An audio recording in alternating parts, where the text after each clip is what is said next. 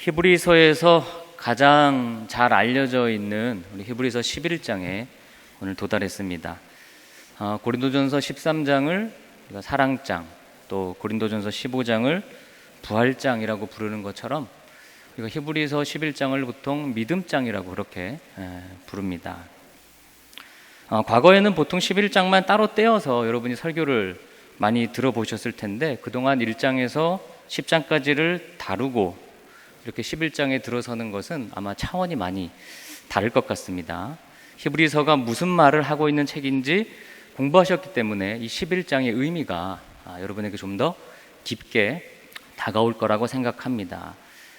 히브리서 10장이 끝날 때 하박국의 말씀을 인용하면서 마무리 지었습니다. 의인은 믿음으로 말미암아 산다. 근데 그 믿음이라고 하는 것은 인내하는 거고, 그리고 순종하는 거다.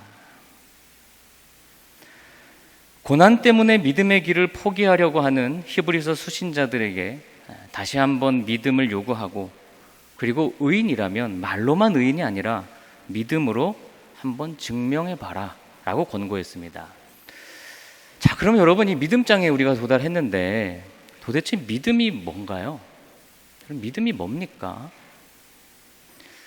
우리가 교회 다닌다는 것을 때로는 믿음 생활한다라고 하는데, 그 믿음이 무엇입니까?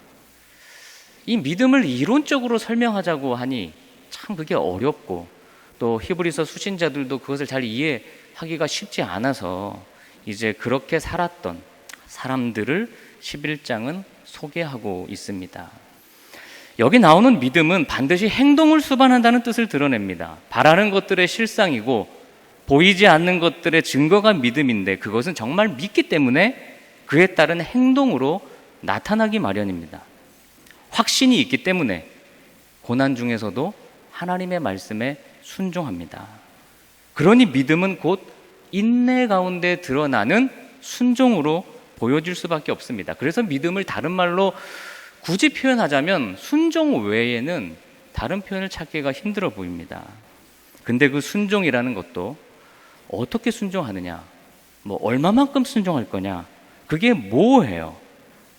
그렇게 모호하기 때문에 이제 인내하며 순종했던 믿음의 사람들을 이 히브리서 저자가 직접 소개해주고 있는 겁니다. 이렇게 사는 게 믿음이다. 이게 너희들이 앞으로 따라가야 할 삶이다. 자, 여기 이제 11장에 여러분 등장하는 이 사람들을 통해 기독교가 어떤 믿음을 가지고 어떻게 신앙생활을 하는 거냐라는 것을 저희들이 배울 수 있는데, 여기 나오는 많은 사람들 중에 자기가 원하는 것을 이룬 사람이 있을까요? 자기가 생각하는 바를 이뤄낸 사람이 있을까요? 자기가 기도하는 것을 얻어낸 사람이 있을까요? 없습니다. 그러니까 믿음은 내 목적을 이루는 일은 아닙니다. 하나님의 목적이 있고 그 하나님의 목적에 나의 삶을 항복하는 게 믿음입니다. 종교를 가지게 돼서 내가 소원하고 꿈꾸는 바를 이루는 것은 기독교가 아닙니다. 예수님을 믿었기 때문에 새로운 소원이 생기는 게 기독교예요. 교회를 다니기 때문에 다른 방향이 보이고 그 방향을 향해 끊임없이 인내하며 말씀에 순종하는 삶, 바로 그것이 우리 기독교인들의 삶입니다. 하지만 이게 힘들어요. 왜 힘드냐? 오늘 1절이 그것을 소개하고 있는데, 그것은 바라는 것이고 보이지 않는 것들이기 때문에, 이게 믿음이기 때문에 그야말로 힘들고, 우리가 할 수 있는 것은 진짜 믿고 기다리는 행위 외에는 할 수 있는 게 없는 거예요. 그래서 힘든 겁니다. 보이지 않기 때문에.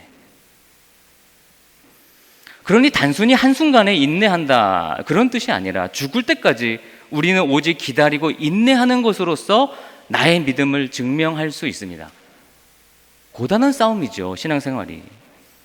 그런데 그 답이 누구에게 있습니까? 바로 예수님에게 있다는 것이 히브리서의 요지입니다. 그 인내하고 기다리는 길고 긴 믿음의 싸움이 예수님에게 달려있다. 우리가 얼마나 예수님을 의지하고 바라보느냐, 거기에 달려있다. 우리의 막막한 인내의 현실을 예수님에게로 인도하고 갑니다. 2절에는 선진들이 이로써 하나님께 증거를 얻었다고 했습니다. 즉 선진들의 믿음 생활에 있어서 궁극적인 목표는 하나님께 인정받는 거였어요. 보이지 않지만 예수님을 따라 주어진 새로운 말씀, 그런 새로운 가치관에 내가 순종하고 그것을 따름으로 인해서 이 세상에서는 고난을 받을지라도 인내하는 것, 그러면 하나님께서 인정해 주신다. 그게 증거다. 다른 길은 없습니다. 자, 그런데 이렇게 들어도 우리가 어떤 것을 믿어야 되고 어떻게 살아야 하는지 여전히 모호합니다. 그래서 이제 구체적으로 설명을 해주고 있습니다. 3절 말씀을 같이 읽어보겠습니다. 3절입니다. 시작. 믿음으로 모든 세계가 하나님의 말씀으로 지어진 줄을 우리가 아나니 보이는 것은 나타난 것으로 말미암아 되는 것이 아니니라. 아멘. 믿음의 모본의 인물들을 나열하기에 앞서서 창조에 대한 믿음부터 시작합니다. 여러분, 이 세상에 어떤 사람도 하나님의 창조를 본 사람은 없습니다. 세상에서 처음 일어난 그 창조를 무슨 실험실에서 재현할 수 있다? 저는 그거 불가능하다고 생각합니다. 그것은 오직 말씀으로 지어진 바를 믿을 수 있을 뿐입니다. 소위 창조과학이라고 해서 여러분 잘 알려진 그 창조과학도 창조를 증명할 만한 것들을 화두로 삼고 싶어 하지만 사실 창조라는 것은 믿음으로만 증명될 수 있는 이야기입니다. 이건 믿음 외에는 다른 방법이 없어요. 논증할 수도 없고 믿을 수밖에 없습니다. 여기 본문에 우리가 안다라고 말한 것으로 보아 히브리서 수신자들도 하나님이 천지를 창조했다는 거 믿었습니다. 알고 있었습니다. 하나님이 세상을 창조하셨다는 거, 그것은 이 세상에 하나님의 기준이 있다는 뜻이죠. 그래서 어떤 사람이 믿음 있는 사람이냐? 바로 그 하나님의 기준에 따라 살아가는 사람입니다. 그 기준은 말씀입니다. 하나님이 말씀으로 세상을 창조하셨다는 것을 여러분 믿으십니까? 그러면 그 하나님이 이 세상과 내 인생의 주인인 것을 믿으십니까? 그러면 그 하나님의 말씀에 순종하고 계십니까? 뭔가 이상합니다. 하나님이 세상의 주인이라고 말하는 사람이 믿음 있는 사람이 아니에요. 그게 히브리서를 읽어보면 그렇습니다. 하나님이 세상을 창조했어, 이걸 인정하는 사람이 믿음 있는 사람이 아니에요. 그 말씀대로 새로운 소망을 품고 말씀에 순종하며 사는 사람이 믿음 있는 사람이라는 겁니다. 이제 그 예를 하나하나 들어주고 있습니다. 4절 말씀입니다. 4절을 함께 읽어보겠습니다. 시작. 믿음으로 아벨은 가인보다 더 나은 제사를 하나님께 드림으로 의로운 자라 하시는 증거를 얻었으니 하나님이 그 예물에 대하여 증언하심이라. 그가 죽었으나 그 믿음으로써 지금도 말하느니라. 아멘. 아벨의 믿음은 제사와 관련된 자신의 죽음으로 결론이 내려져요. 그러니까 예수님이 죽으심으로 희생하신 것과 일맥상통합니다. 제사를 드리는 사람과 이 제사가 하나로 묶여져 있습니다. 이게 구분되어 있지 않아요. 아마 아벨의 제사를 하나님이 받으신 것은 이게 연결되어 있기 때문일 거예요. 가인은 그렇지 않았던 것 같습니다. 아벨의 제물이 받아들여진 것은 그 이유가 믿음의 유무에 달려 있는데 그 믿음이라는 것이 바로 드리는 사람의 삶과 관련이 있는 거예요. 그냥 인정하는 수준이 아닌 거죠. 우리가 히브리서를 그동안 공부해온 유익이 여기 있습니다. 순종입니다. 순종. 창세기에 따르면 아벨은 처음 것을 하나님께 드렸습니다. 자기에게 있는 것 중에서 가장 좋은 것을 드릴 줄 아는 사람이었어요. 최고의 것. 여러분, 내가 세상에 살 때 가장 중요하게 여기는 것, 그것을 하나님께 드릴 줄 아는 사람. 그가 죽었지만 그는 삶으로 드렸기 때문에 지금도 그 믿음이 살아서 우리에게 말하고 있는 거예요. 내게 가장 소중한 나의 삶을 드린 거예요. 그러니까 여러분들이 인생을 살 때 뭐를 선택하는지를 보면 여러분의 믿음을 알 수 있습니다. 여러분에게 무엇이 가장 소중하고 무엇이 가장 중요한지, 그것이 하나님께 드리는 것인지 내 것인지를 보면 아는 거죠. 그 다음 에녹입니다. 5절 말씀, 5절 같이 읽겠습니다. 시작. 믿음으로 에녹은 죽음을 보지 않고 옮겨졌으니 하나님이 그를 옮기심으로 다시 보이지 아니하였느니라. 그는 옮겨지기 전에 하나님을 기쁘시게 하는 자라 하는 증거를 받았느니라. 아멘. 자, 두 번째는 에녹인데요. 저는 성경의 많은 인물 중에서 이 에녹이라고 하는 사람이 어떤 삶을 살았는지가 제일로 궁금해요. 성경에 참 많은 사람이 나오잖아요. 근데 저는 에녹의 삶이 기록되지 않은 것이 너무나 안타깝고 좀 아쉽고 궁금하고 어떨 때는 미칠 지경이에요. 왜냐하면 하나님이 에녹을 데려가신 이유가 믿음 때문이었고 그 믿음이 하나님을 기쁘시게 했다 그랬거든요. 그런데 과연 에녹의 믿음이 그럼 어떠했는지, 에녹의 삶이 어떠했는지를 알고 싶은 건데 성경에 나와 있지가 않아요. 하나님을 기쁘시게 하는 믿음 생활이 우리 성도들의 가장 최고의 가치고 목적인데 에녹이 그런 삶을 살았다고 하니 너무나 궁금하지 않습니까? 창세기 5장에서 에녹을 설명할 때 너무나 유명하죠. 그가 하나님과 동행하더니 하나님이 그를 데려가셨다라고 나옵니다. 어떻게 사는 것이 하나님과 동행하는 것이 너무너무나 궁금한데 그런 내용은 이런 방구도 없이 에녹이 하나님과 동행해서 하나님이 그를 데려가셨다 이렇게 되어 있어요. 그러니 궁금하지 않나요? 어떻게 사는 게 동행하는 걸까? 나도 그렇게 살고 싶은데, 그래서 하나님으로부터 데려감을 받고 싶은데 성경에 나온 것만으로는 에녹의 삶을 알 길이 없습니다. 근데 여러분 잘 들여다보면 에녹은 65세에 무드셀라를 낳았고 무드셀라가 태어난 이후로 300년간 하나님과 동행했다고 나옵니다. 그리고 365세 되던 해에 하나님이 에녹을 데려가셨습니다. 창세기 본문을 아무리 들여다보아도 그저 자녀를 낳았다는 이야기, 살았다는 이야기만 쫙 나와요. 여러분 창세기 읽어보신 분들은 너무 잘 알죠. 그 본문이 어떻게 되어 있는지. 그런데 굉장히 중요한 한 가지 차이를 발견할 수 있는데 가인의 족보에는 재밌게도 그 사람들이 무엇을 이루었는지, 자기들이 어떻게 성공하고 출세했는지를 약간 다루고 있어요. 자기를 기쁘게 한 사람들, 즉 여러분 구리와 쇠로 기구 만드는 일에 일가견이 있었던 두발가인, 아내를 둘이나 가졌던 라멕, 가축 치는 일에 조상이 된 야발, 수금과 퉁소의 달인이었다고 하는 유발. 그런데 아벨이 죽고 그 다음 아들이죠. 셋의 족보에는, 그 성경에 나온 것이 셋의 족보 아니겠습니까? 거기에는 그런 이야기가 등장하지 않습니다. 오직 그저 살았던 날수와 낳은 자식의 이름만 나옵니다. 어릴 때 이 부분을 읽으면 참 재밌었어요. 너무너무 신기하고 재밌었어요. 에노스가 807년을 살며 자식을 낳고 920세에 죽었더라. 에노스는 815년을 지내며 자녀들을 낳고 905세를 살고 죽었더라. 심지어 무드셀라는 969세를 살고 죽었더라. 그걸 쫙 읽어가면 와, 이렇게 오래 살면 어떨까? 여러분 그런 생각 해보신 적 없으신가요? 900세까지 살면 어떤 모습을 지닐까? 그냥 그런 생각을 했어요. 이걸 읽으면서. 상상 불가다. 그런데 중요한 것은요, 그게 아니더라고요. 그 뒤에 있는 단어입니다. 살았던 날수가 중요한 게 아니에요.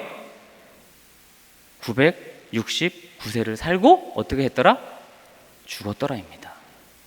아, 다 죽었더라. 뭐 800년을 살았든 700년을 살았든 죽었더라 그렇게 가는데 유독 에녹만 죽음을 보지 않고 하늘로 옮겨졌다고 성경에서 5차례 정도 여러 곳에서 여러 가지 이야기로 이야기해요.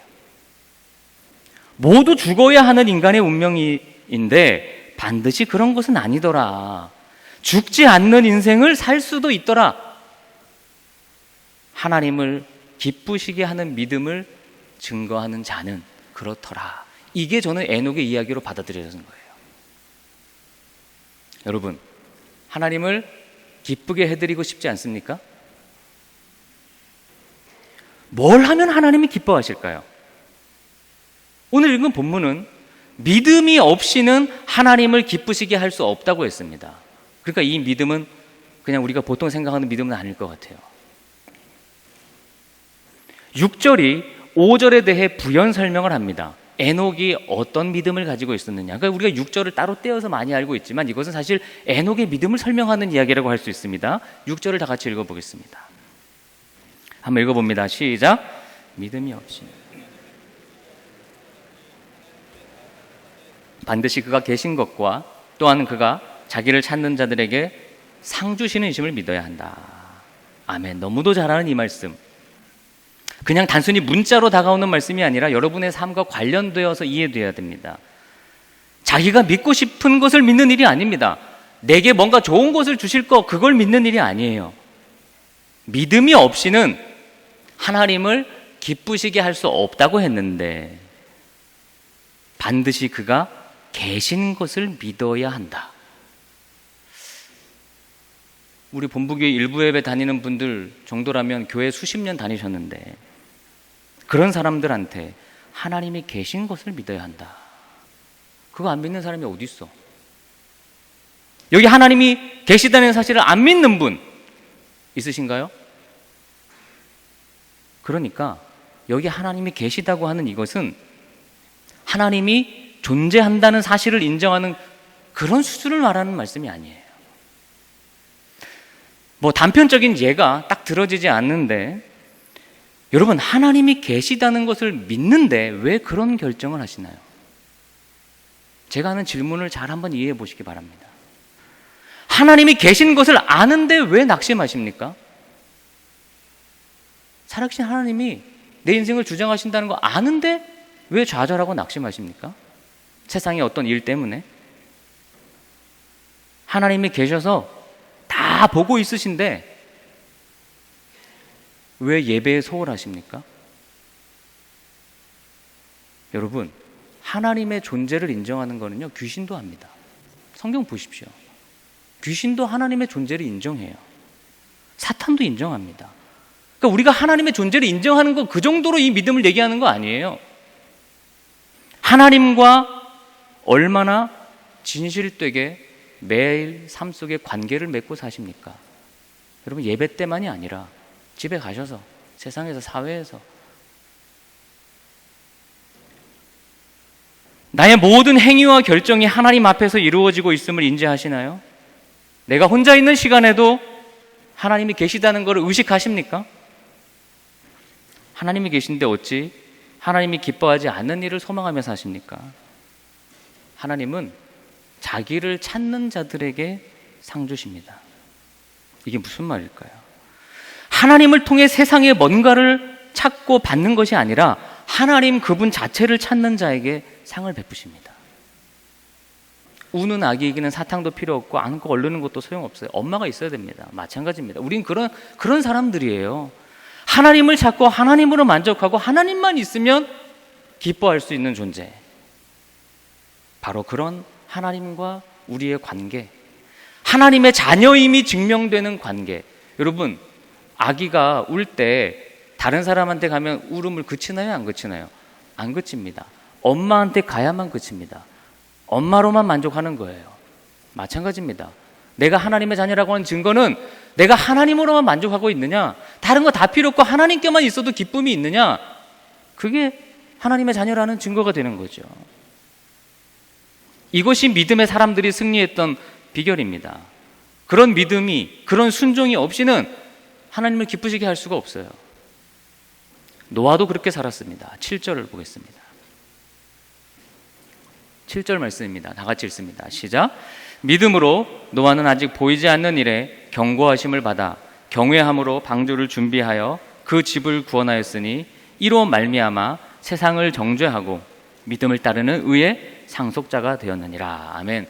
창세기 6장에 보면 노아는 여호와께 은혜를 입었다라고 되어 있습니다. 노아는 자기가 하나님의 자녀로서 하나님의 은혜를 입었다는 사실을 확실하게 믿고 살았어요. 나는 하나님의 은혜를 받은 자다. 나는 하나님의 자녀다. 그랬기 때문에 보이지 않는 일에 대해서 하나님을 경외했고 하나님의 말씀을 믿었고 준비했던 거예요. 세상의 풍조와 가치를 정죄했습니다. 믿음을 선택했습니다. 그러니까 누누이 강조하지만 히브리서가 말하는 믿음은 그저 마음의 인정 정도가 아닙니다. 아벨로 따지면 자기의 최선의 것을 드리는 행위였고요. 에녹으로 따지면 하나님과 매 순간 같이 하는, 동행하는 삶이었고, 노아로 말하면 다들 미쳤다고 손가락질할 때 방주를 짓는 행동이었습니다. 믿는 자만이 순종할 수 있고 순종하는 자만이 믿을 수 있습니다. 이거는 추상적인 게 아니에요. 그래서 여러분, 믿음을 추상적으로 생각하시면 그 믿음 생활 잘못하시는 겁니다. 구체적인 겁니다. 하나님, 홍수를 꿈에라도 보여주신다면 제가 방주 짓겠습니다. 이렇게 만약 노아가 기도했다면 노아의 믿음은 성경에 기록되지 않았을 거예요. 창세기 6장 5절에 사람의 죄악이 세상에 가득하고 마음으로 생각하는 것이 항상 악할 뿐임을 보실 때 노아는 달랐습니다. 진리를 붙잡았습니다. 세상의 정신에 지배받지 않고 하나님과 교제하며 하나님이 나를 기뻐하신다는 것을 알고 하나님의 소원과 뜻을 행동으로 순종하셨어요. 하나님은 그가 방주를 짓는 것을 기뻐하셨기 때문에 방주를 지었습니다. 그러면 하나님이 나를 기뻐하실까요? 이 나는 여러분입니다. 여러분 스스로 한번 생각해 보십시오. 하나님이 나를 기뻐하실까요? 진짜 막 기뻐하실까요? 여러분 생각하시면서 노아는 눈에 보이는 현실보다 눈에 보이지 않았던 하나님의 경고를 더욱 심각하게 받아들였어요. 오늘날의 세상과는 맞지 않는 이 성경의 경고를 여러분 심각하게 받아들이시나요? 그 경고가 실제 이루어질 것을 확신하십니까? 노아의 믿음은 온 가족을 구원했습니다. 가족의 구원이라고 하는 분명한 목적이 있었어요. 노아는 주변 사람들이 무슨 말을 하고 어떻게 살아가든지 하나님이 세상을 만드셨고 하나님의 세상을 주장하고 계신다는 것을 믿었습니다. 그래서 세상 것이 아니라 하나님의 말씀에 순종했습니다. 여러분, 내가 하나님의 자녀임을 알고 하나님이 내가 하나님의 자녀이기 때문에 기뻐하신다는 사실을 알았기에 고난을 받아도 순종하는 것, 바로 그거를 히브리서 수신자들에게 지금 요구하고 있는 거예요. 너희들 그날 지금 박해와 고난을 앞두고 있으니 그래도 순종해야 된다. 아브라함의 순종도 그런 순종이었습니다. 8절에서 12절을 같이 한번 보겠습니다. 8절부터 12절입니다. 시작. 믿음으로 아브라함은 부르심을 받았을 때에 순종하여 장래의 유업으로 받을 땅에 나아갈새 갈 바를 알지 못하고 나아갔으며 믿음으로 그가 이방의 땅에 있는 것 같이 약속의 땅에 거류하여 동일한 약속을 유업으로 함께 받은 이삭 및 야곱과 더불어 장막에 거하였으니 이는 그가 하나님의 계획하시고 지으실 터가 있는 성을 바랐음이라. 믿음으로 사라 자신도 나이가 많아 단산하였으나 잉태할 수 있는 힘을 얻었으니 이는 약속하신 이를 미쁘신 줄 알았음이라. 이러므로 죽은 자와 같은 한 사람으로 말미암아 하늘의 허다한 별과 또 해변의 무수한 모래와 같이 많은 후손이 생육하였느니라. 아멘. 아브라함은 어디로 가는지도 모르고 나아갔습니다. 믿음의 특징을 돋보이게 하는 내용이에요. 살면서 저도 자주 느낍니다. 내가 지금 어디로 가는 거지? 군목을 하며 그냥 가라는 대로 가고 그렇게 하다 보니 시간이 흘러왔지만 내가 가야 할 곳은 어디지? 그런데 순종이라는 것은 나의 상황을 감안해서 하는 게 순종이 아닙니다. 하나님은 아브라함에게 어디로 가야 할지 어떻게 가야 할지를 알려주시지 않으셨어요. 그런데 놀랍게도 아브라함은 순종해서 나아갔습니다. 아는 것은 오직 하나, 하나님은 살아계시고 하나님께서 나에게 약속하셨다는 것, 그거밖에 없었어요. 하나님이 사람을 대하는 원리는 창조 때나 구약시대나 신약시대나 지금이나 다르지 않습니다. 항상 이 믿음의 원리와 방식으로 우리들과 관계하십니다. 아브라함의 궁극적인 관심은 하나님의 나라였고 하나님의 백성으로 살아가는 일이었어요. 뭐 군생활의 성공, 노후 생활의 성공 이런 게 아니었어요. 비록 세상에 발을 디디고 살지만 늘 관심은 하나님 나라에 있습니다. 우리 인생에 참 많은 일이 일어납니다. 생로병사의 현실에 부딪힙니다. 그러나 그것 자체가 중요한 게 아니라 그것을 어떻게 대하느냐, 내가 앞으로 무엇을 가질 수 있고 무엇을 누릴 수 있는지 그것을 생각하는 삶은 아브라함의 믿음과는 원리와는 완전 반대입니다. 여러분, 인생이 너무 빠르다는 생각을 하지 않습니까? 제가 본부에 온 지도 벌써 1년이 다 돼갑니다. 너무너무 빠릅니다. 때로는 불안하기도 하고 여러분 때로는 막막하기도 하죠, 우리 인생이. 근데 우리가 집착하는 거에 따라서 그게 완전히 달라집니다. 내가 어디에 집착하고 있느냐에 따라서 인생이 빠르기도 하고 느리기도 하고 불안하기도 하고 막막하기도 한 것입니다. 아브라함은 갈 곳은 몰랐지만 아무것도 상관하지 않고 나아갔습니다. 그는 나의 미래나 노후를 염려하지 않았습니다. 왜냐하면 하나님만 함께 가시면 어디라도 문제 없다고 생각했던 것입니다. 우리가 잘 부르는 찬양, 높은 산이 거친 들이 초막이나 궁궐이나 평탄하든지 고난의 길이든지 상관없습니다. 그저 질문합니다. 하나님, 저랑 함께 가십니까? 어디로 갈지 몰랐지만 아브라함의 믿음은 그거였을 거예요. 하나님, 저랑 함께 가시는 겁니까? 아브라함이 갈 곳도 모르고 나아갔던 것은 누가 나와 함께 가는지를 믿었기 때문입니다. 세상과 나의 인생을 창조하신 하나님과 교제하며 산다는 것이요, 얼마나 큰 축복이고 특권인가요? 그분이 나와 함께 있다면 계룡의 산들, 서울의 산들 뭐가 문제입니까? 사랑하는 본부교회 성도님들, 우리 형제자매 여러분, 하나님이 기뻐하시는 믿음을 가지십시오. 히브리서 11장이 너무도 은혜되고 중요해서 제가 히브리서 11장은 반으로 나눴습니다. 보통 한 장씩 설교했지만 한번 가능하면 3번까지도 하게 될 것 같습니다. 제가 이 말씀을 준비하면서 그런 기도를 하나님께 드렸습니다. 하나님, 제가 가야 할 곳 안 알려주셔도 좋습니다. 제가 알고 싶은 것은 한 가지입니다. 그게 오늘 설교 말씀 제목입니다. 주님, 저와 함께 가시는 건가요? 저와 함께 가십니까? 그렇게 기도드렸습니다. 함께 간다. 여러분, 그 말만 듣는다면 내가 가는 곳이 어디든 방법이 무엇이든 문제되지 않습니다. 하나님이 함께 계시기 때문입니다. 고린도후서 6장 10절에 아무것도 없는 자 같으나 모든 것을 가진 자로다. 이 말씀이 저는 딱 와닿지 않았는데 히브리서 11장을 통해 이 말씀이 좀 와닿았어요. 아무것도 없지만 왜 가졌습니까? 하나님이 함께 가시기 때문입니다. 모든 것을 다 가진 자 아닙니까? 여러분, 모든 것을 다 가지지 않으셨습니까? 여러분의 인생길에 하나님이 함께 하십니다. 그 믿음으로 하나님을 기쁘시게 하며 살아가는 저 여러분 모두 되시기를 주님의 이름으로 축원합니다. 기도하겠습니다.